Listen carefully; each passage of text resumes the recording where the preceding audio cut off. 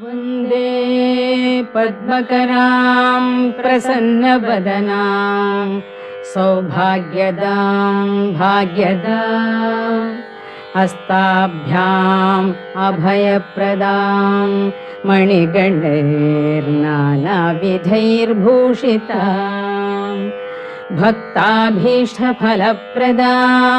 हरिहरब्रह्मादिभिः सेवितां पार्श्वे पङ्कजशङ्खपद्मनिधिभिः युक्तां सदा शक्तिभिः सरसिजनिलये सरोजहस्ते धवलतमांशुकगन्धमाल्यशोभे भगवति हरिवल्लभे मनोज्ञे त्रिभुवनभूतिकरि प्रसीद मह्यम्।